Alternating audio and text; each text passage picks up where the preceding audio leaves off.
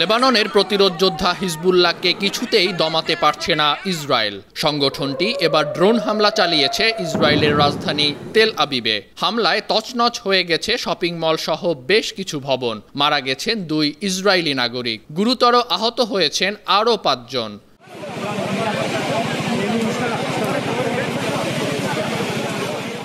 বিস্ফোরক ভর্তি ড্রোন দিয়ে তেল আবিবে ইসরায়েলি সামরিক ঘাঁটি লক্ষ্য করে সোমবার গভীর রাতে এই হামলা চালানো হয়েছে। দেশটির সংবাদ মাধ্যম টাইমস অফ ইসরায়েল এমন খবর নিশ্চিত করেছে।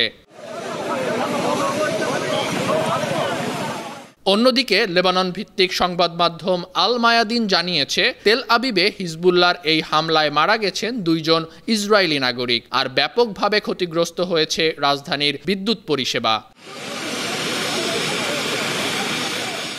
গাজা ও লেবাননে হামলার প্রতিবাদে ইসরায়েলে ক্রমাগত হামলা করছে প্রতিরোধ যোদ্ধা হিজবুল্লাহ। আর এই হামলায় রাজধানী তেল আবিব সহ দেশটির বাণিজ্যিক শহর হাইফা ও সাফাদে দেখা দিয়েছে অর্থনৈতিক অচলাবস্থা। এদিকে ইসরায়েল ও হিজবুল্লাহর মধ্যে যুদ্ধবিরতিতে কাজ করছে বাইডেন প্রশাসন। লেবাননের এক কর্মকর্তার বরাতে ব্রিটিশ সংবাদ মাধ্যম রয়টার্স বলছে, মার্কিন যুদ্ধবিরতির একটি প্রস্তাবে সম্মত হয়েছে লেবানন ও হিজবুল্লাহ। পক্ষগুলো বেশ কয়েকটি শর্ত দিয়েছে, তবে শর্তগুলোর ব্যাপারে সংবাদ মাধ্যমটি বিস্তারিত কিছুই জানায়নি।